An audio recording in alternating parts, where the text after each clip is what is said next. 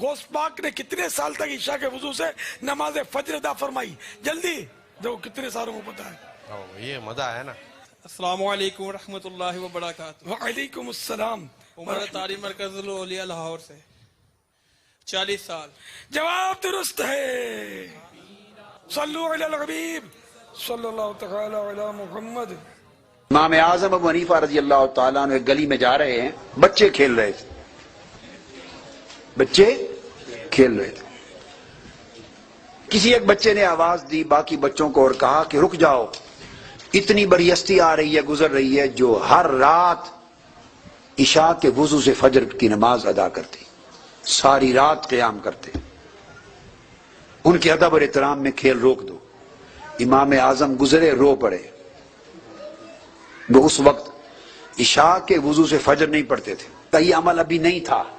آپ رو پڑے اور جا کے اپنے گریبان پکڑا اور کہا ابو حنیفہ تو عشاء سے فجر تک نہیں جاگتا، لوگ تجھے ایسا سمجھتے، آج کے بعد رات کو تو نہ سویا کر، ایسا ہی بن جیسے لوگ سمجھتے ہیں. اس دن کے بعد 40 برس زندگی کے حیات رہے، عشاء کے وضو سے نماز فجر پڑھتے رہے 40 برس تک.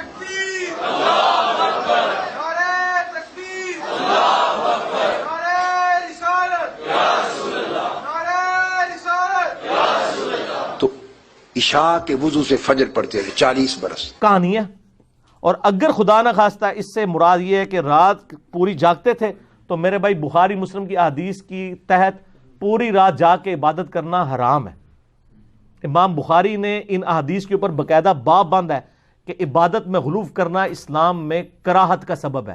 اور وہ حدیثیں لے کے آئے ہیں بخاری مسلم سے کہ نبی صلی اللہ علیہ وآلہ وسلم، 2 حدیثیں میں آپ کو سنا دیتا ہوں.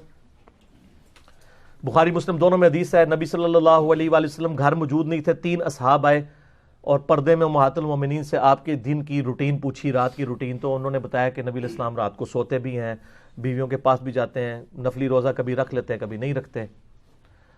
تو وہ تینوں آپس میں باتیں کرنے لگے کہ نبی صلی اللہ علیہ وسلم تو بڑی کم عبادت کرتے ہیں. پھر کہنے لگے ہاں یار وہ تو بخشے بخشائے ہیں، ان کو کیا ضرورت ہے. ایک نے کہا کہ میں روزانہ روزہ رکھا کروں گا، دوسرے نے کہا کہ میں پوری رات جاگ کے عبادت کیا کروں گا. تسی تو بڑا فخری ہے کہندے عشاء کے وضو سے فجر اے تو کردہ نبی صلی اللہ علیہ وسلم کے کیتا ہے. تو دیکھو ٹھیک ہے، بزرگی کے پہلے مسلمانی بچاؤ ایسے لوگوں کی جنہوں نے بارے تسی جھوٹ مشہور کیتے ہیں. اور یہ بخاری مسلم ہے، کہانی کتاب نہیں ہے. تیسرے نے کہا یار یہ نکاح کرنے سے تو جھنجٹ ہی پالنا پڑتا ہے، میں شادی نہیں کروں گا. یہ کہہ کے وہاں سے چلے گئے. نبی صلی اللہ علیہ وآلہ وسلم تشریف لائے، امہات المومنین نے بتایا کہ اس طرح آئے تھے وہ، یہ کہہ کے گئے. آپ نے فرمایا بلاؤ ان کو. اور آپ نے پہلا جملہ بڑا سخت بولا. آپ نے فرمایا اللہ کی قسم میں تم سے زیادہ پرہیزگار ہوں. زیادہ پرہیزگار وہ نہیں ہوتا جو پوری رات جاگے اور روزانہ روزہ رکھے. یہی مطلب نکلا نا، میں تم سے زیادہ پرہیزگار ہوں، میں رات کو سوتا بھی ہوں، بیویوں کے پاس بھی جاتا ہوں اور اٹھ کے نفل بھی پڑھ لیتا ہوں.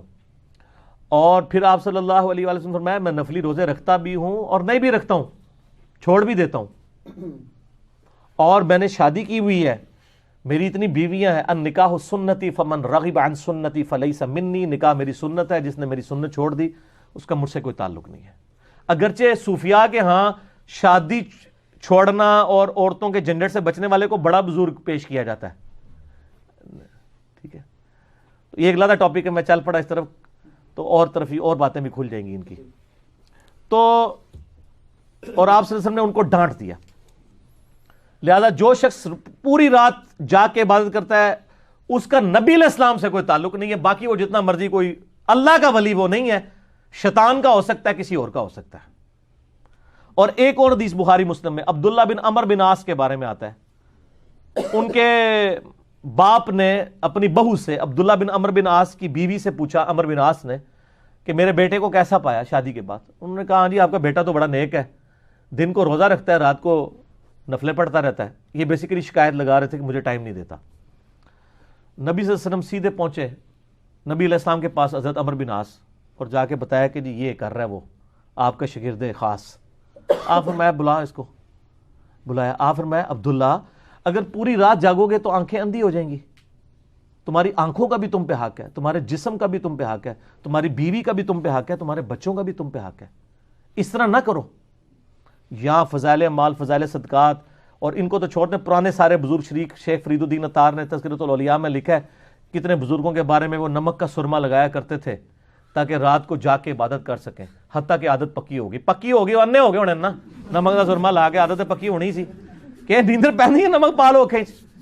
یہ وہ دین ہے جو آپ کو دین کے نام پہ دھوکہ دیا گیا, اور اللہ کے فضل سے اس کا جھوٹا ہونے کے لیے اتنا ہی کافی ہے کہ یہ دین گوروں کے سامنے پیش کریں گے, وہ مذاق اڑائیں گے, اور جو دین بخاری مسلم میں آپ یہ گوروں کے سامنے پیش کریں گے وہ کہیں گے یہ دین فطرت کے اوپر ہے.